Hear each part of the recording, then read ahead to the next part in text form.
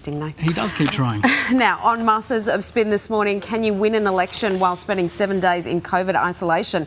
Less than 24 hours after being declared the winner of the Sky News election debate, which kick-started his gaffe-prone campaign, Anthony Albanese tested positive. He's been making the most of his time on day one, granting our political editor Mark Riley an exclusive interview. But what else should the Labor leader be doing to turn his disadvantage into an advantage?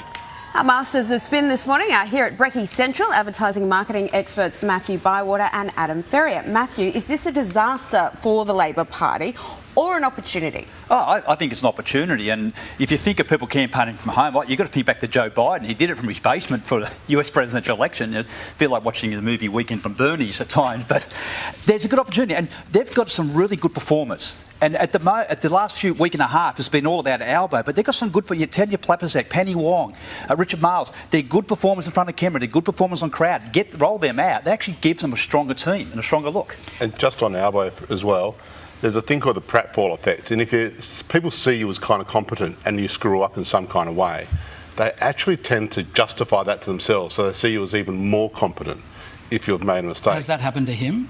It may have happened to him. It tends to happen to everybody who's previously seen as quite competent. So you're talking about his first week where I think he would admit he had a shocker. That's right, yeah. That first week. And even getting COVID as well. It's like, how unfortunate for the guy during the election campaign. Kind of makes him human? Makes him human and lets people in and lets people justify to themselves, oh yeah, this guy's going to be okay because he's a bit like us. Lets people in. So it's actually quite...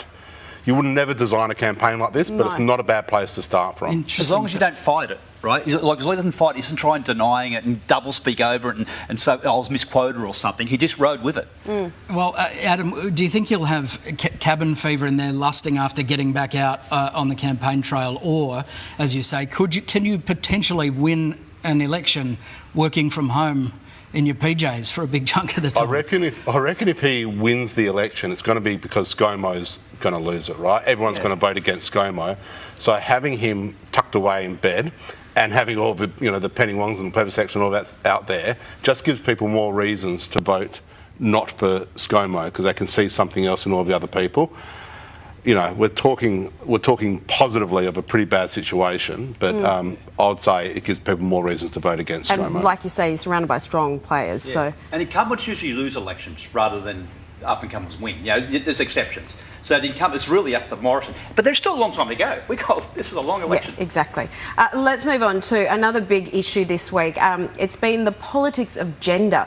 We've seen Woolworths cop a backlash for referring to people who menstruate in a social media post, and draft guidelines from the Northern Territory Education Department urging teachers to use terms like students and crew rather than boys and girls. There have also been calls for a Liberal candidate to be disendorsed over comments about transgender people. This is a lot. Adam, what's it going to take to fix it? Well, at the moment, I reckon we have systemic inequality in our society, and at the moment it feels like we're taking really kind of deliberate, maybe even over-egged steps to make people aware of that. So it feels like we're in a 10 to 15 year gap of trying to get people aware of their language and aware of what we're doing and aware of inequality. And then after that, maybe it can just settle down a little bit wherever everyone gets treated a little bit more equally. Do you mean it could take 10 to 15 years to alleviate that systemic We've got 10 to 15 years of craziness of language ahead of us, I think, in order to... Isn't it sad? Like, how could you fix it sooner?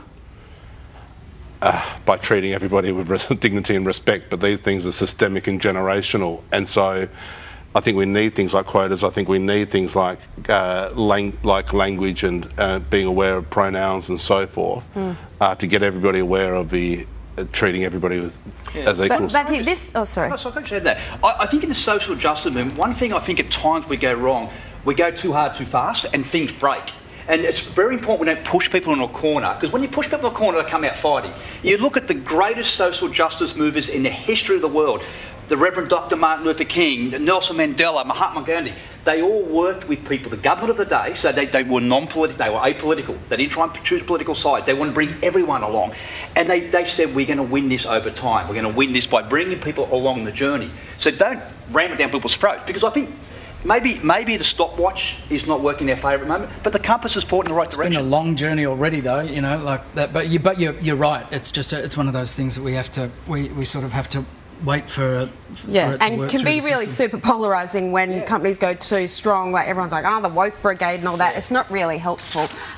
Thank you, lads, for coming in and being on Great to have you in the flesh today. Exactly. It's not nearly as comfy as I No, thought we it would make be. it look comfortable. You've come all the way here and you're expecting a nice comfy couch. Yeah. We normally talk to you down the line, so it's wonderful to see you here in the studio. Thanks, boys. Thanks, guys. Cheers, guys.